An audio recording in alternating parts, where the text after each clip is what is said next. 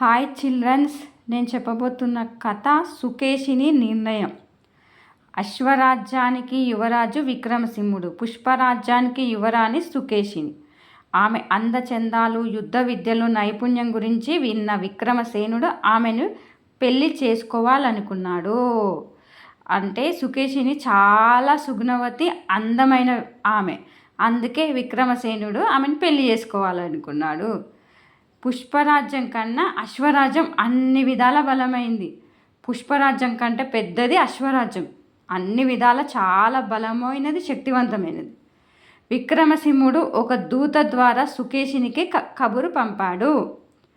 మిమ్మల్ని మా యువరాజు వివాహం చేసుకోవాలనుకుంటున్నారు.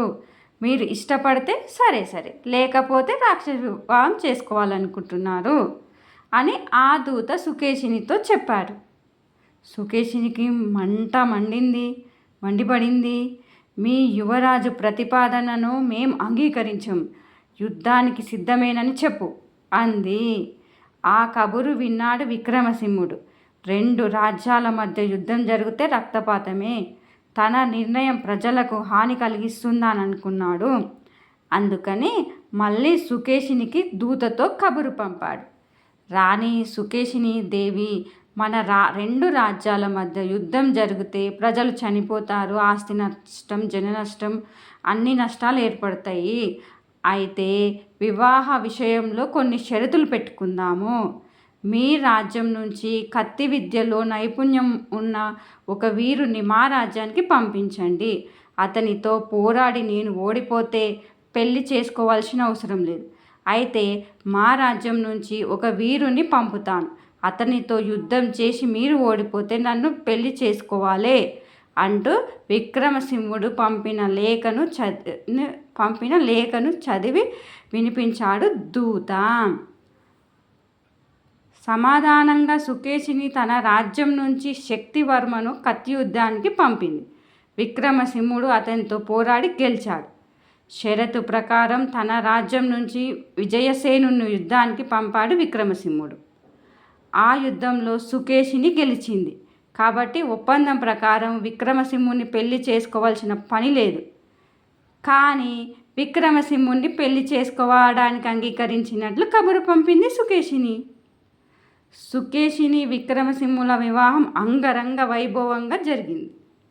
వివాహం అయ్యాక భార్య సుకేషిని దేవితో, షరతుల ప్రకారము నువ్వు నన్ను పెళ్లి చేసుకోవాల్సిన అవసరం లేదు, అయినా పెళ్ళికి ఎందుకు అంగీకరించావు అని అడిగాడు విక్రమసింహుడు. అందుకు సుకేషిని, ప్రభు, యుద్ధం వల్ల రక్తపాతం జరగకుండా ఉండడానికి పథకం వేసి షరతులు పెట్టినప్పుడు ప్రజల పట్ల మీ అభిమానము గ్రహించాను. మీరు శక్తివర్మను జయించి మీ వీరత్వము తెలుసుకున్నారు. మీ మానవత్వము, వీరత్వము నన్ను ఆకర్షించాయని చెప్పింది సుకేషిని. అంతలోనే, ప్రభు, నాదొక సందేహం. విజయసేనుని పేరుతో మీరే యుద్ధానికి వచ్చారని నాకు తెలుసు. ఆ యుద్ధంలో గెలిచే అవకాశం ఉన్న మీరు ఓడిపోయారు. కావాలని అలా చేశారని గ్రహించాను. ఎందుకు అలా చేశారు? గెలిస్తే షరతుల ప్రకారం మిమ్మల్ని పెళ్లి చేసుకునేదాన్నే కదా. ఈ విషయంలో మీ ప్రవర్తన నాకు అర్థం కాలేదు అంది. విక్రమసింహుడు నవ్వుతూ, దేవి, నీ గురించి విని నిన్ను పెళ్లి చేసుకోవాలని అనుకున్నా, కానీ బలవంతంగా కాదు. మీ రాజ్యంపై యుద్ధానికి వచ్చానని చెప్పినప్పుడు నువ్వు భయపడలేదు. నీ ధైర్యం, సాహసం నన్ను మరింత ఆకర్షించాయి. నీకిష్టం లేని పెళ్లి చేసుకొని నీ కష్టపెట్టకూడదనుకున్నాను. అందుకే నిన్ను ఓడించే అవకాశం ఉన్నా ఉపయోగించుకోలేదు అన్నాడు. అందుకే మీతో ఇది ఊహించాను. అందుకే మీతోటి వివాహానికి అంగీకరించాను అంటూ సుకేషిని విక్రమసింహునితో సభామందిరానికి బయలుదేరింది. ఈ కథ నచ్చినట్లయితే సబ్స్క్రైబ్ చేసుకోండి నా ఛానల్.